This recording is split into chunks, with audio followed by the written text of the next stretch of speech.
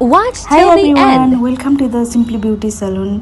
म चाहिँ आज हजुरहरूलाई क्याट आईमा ब्लुमिङ लिक्विड गरेर यस्तै राम्रो डिजाइन कसरी गर्ने भनेर चाहिँ म हजुरहरूलाई देखाउँदै छु।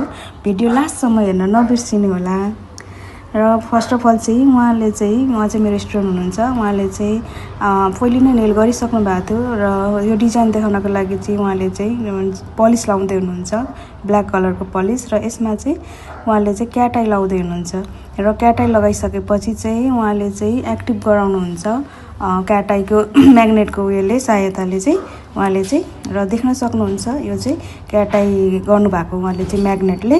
र यसमै उहाँले क्योर गरिसकेर चाहिँ उहाँले चाहिँ ब्लुमिङ लिक्विड लगाउनु भएको छ। ब्लुमिङ लिक्विड लगाएपछि चाहिँ यसलाई एकचोटि मात्रै लगाएर हुँदैन, यसलाई चाहिँ हजुरलाई कतिको कलर चाहिएको छ त्यही अनुसारले चाहिँ हजुरले यो ब्लुमिङ लिक्विडलाई चाहिँ एड गरेको गर्नुपर्छ। र हजुरको ब्लुमिङ लिक्विड भइसकेपछि चाहिँ यतिको कलर आइसकेपछि चाहिँ हजुरहरूले चाहिँ यसलाई चाहिँ क्योर गर्न सक्नुहुन्छ है। र देख्दै हुनुहुन्छ है, यो चाहिँ क्याट आईमा चाहिँ उहाँले चाहिँ ब्लुमिङ लिक्विड लाउँदै हुनुहुन्छ।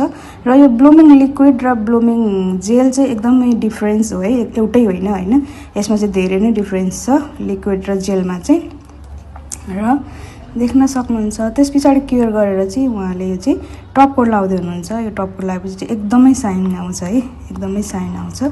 र हजुरहरूलाई म रिजल्ट पनि देखाउने छु, अगाडि पनि हजुरले देख्नुभयो सेम त्यही रिजल्ट चाहिँ म हजुरहरूलाई देखाउने छु।